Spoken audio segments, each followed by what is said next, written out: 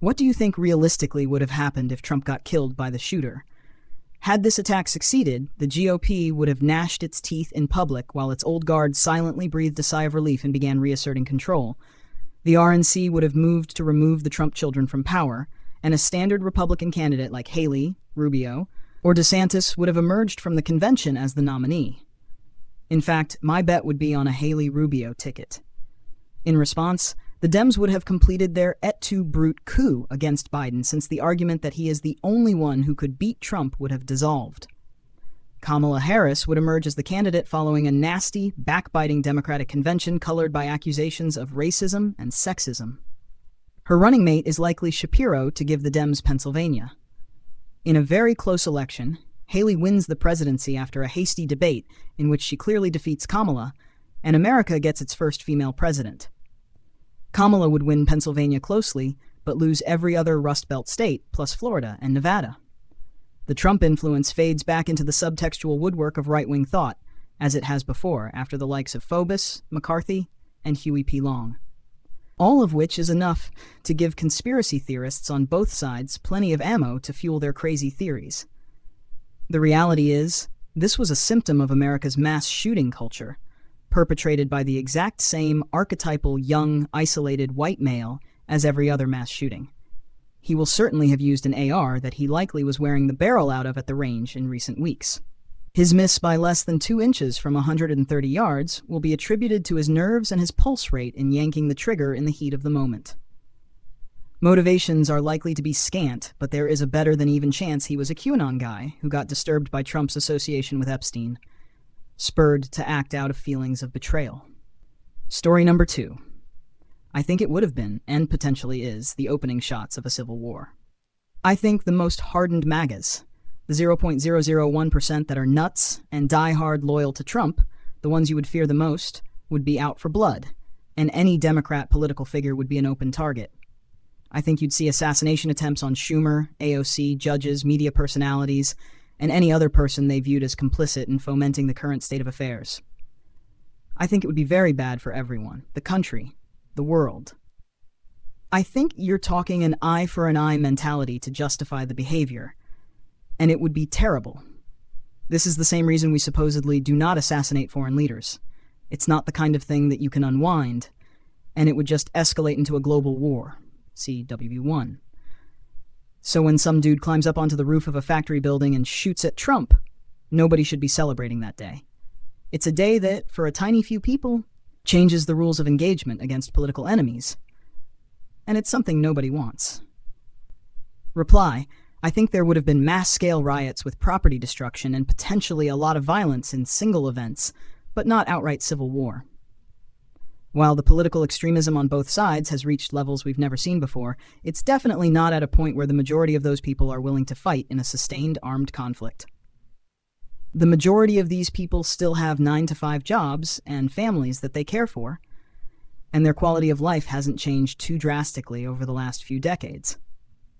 This is also a political movement and not a religious moment for either side, so it's not going to have the same cultural influence as something like that, as we've seen in other countries where religion was the primary catalyst for political reform. As badly as social media and news outlets want to fearmonger or paint a picture of impending doom, the reality is that there's simply not enough oppression, poverty, influence, or enough significant factors that affect the quality of life to the general population towards either side to drive the necessary motivation for armed conflict. Lots of people like to talk or threaten such things, but actually, picking up a weapon and going to war is an entirely different decision. Even the most radicalized political extremist out there would have a pretty difficult time making that decision. Most of these people are not fighters. They have a pretty mean bark, but when soldiers start lining up, most of them are going to seek shelter with their families and protect themselves. I think we are on a dangerous path of political reform that threatens our founding core values, but that's being threatened in the political sense of policy changes and terrible people in positions of power. But civil war, I don't see it. Story number 3. Well, the GOP would have gone into crisis mode. Everyone comes out of the woodwork to try to become the candidate. There was no running mate, so it's a free-for-all until the GOP convention. DeSantis would probably up his anti-trans, anti-woke rhetoric in Florida to about an 11. Pence would probably try to position himself as a reasonable choice, and most of Trump's shortlist for VP would start fundraising. The dog-murdering lady from South Dakota might start kicking cats in the face to show that she's got the candor to run our nation. The tricky question is, where would Trump's war chest go? He's got a lot of fundraising from his legal woes, and it can't just go directly to a new candidate. There'd probably be a bunch of right-wing donations to various campaigns, and there'd definitely be some legal questions that would have to get resolved about Trump's campaign funds. For the DNC, they'd continue to hand-wring about whether Biden is the appropriate candidate. He'd struggle against a younger candidate. Shit. He's already struggling against a guy who got impeached twice, including one incident for inciting a riot and becoming the first man to not peacefully transfer power to the incumbent POTUS, convicted of several felonies related to fraud to cover up an affair with a porn star, and is checks notes under federal indictment for felonious mishandling of state secrets that is at best incompetent and at worst treasonous. The chaos would be really bad. Congress would lose its mind. MTG might finally just snap and start making out with AOC on the House floor, as we all know she secretly wants to. By September, Bernie is back in the race. There's a split ticket for the GOP between whichever two candidates can say they hate gay people without saying they hate gay people, and Biden is doing photo ops at the ice cream shop with his bicycle to try to convince us he's not 81 years old. Story number 4. Judging by what's happened in my country after that's happened 29 years ago. This sort of thing goes from crazy impossible to a thing that can happen in people's minds. And if you disagree with Trump, I sure do, a thought may cross your mind that it's terrible, but at least the guy is out of the way now. That's a terrible thought, even if it only stays in your head. Because suddenly it is a thing. Not a thing you would do, but for other people the same thought crosses their minds regarding politicians that they feel are bringing disaster. The connections, I think that person causes terrible things, that's a fact. The world would be better without them, become tangible. And some extremists start to feel legitimized. Since it's easy to hate than to come to an understanding, it's easy for others to follow. And violence in politics is so much more legit. My country is Israel.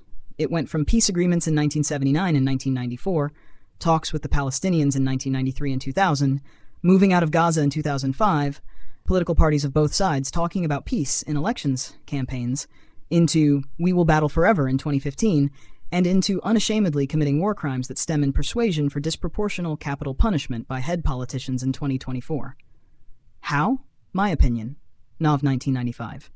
6 bullets, 1 dead body, of the Prime Minister. The shooter was convinced that what the PM does is such a disaster that it's worth it. Now, I'm oversimplifying things. In one of the most complicated areas in the world, there was an entire violent campaign there.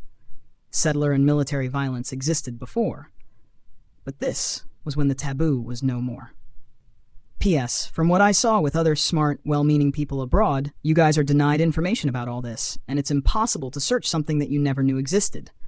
The media denies you the keywords, and then someone, nefarious, puts ethnic cleansing slogans in your mouth, telling you it means revolution. Just to be clear, I too want the war and war crimes to end. This is about more knowledge, not about changing anyone's mind. Search for the judiciary reform, and photos from the 70-plus weekly protests just because our numbers are beautiful. Search for the ministers in the Guft, especially the leading ones. Ben-Gvir, Smotrich, Derry. And I guess search for the Rabin assassination, though the event itself isn't very complicated. Its results are, well, thank you so much for tuning in. If you enjoyed today's story, don't forget to hit the like button and subscribe for more incredible Reddit tales. Share your thoughts or your own experiences in the comments below. I love hearing from you all. Until next time, stay curious and keep exploring those amazing stories.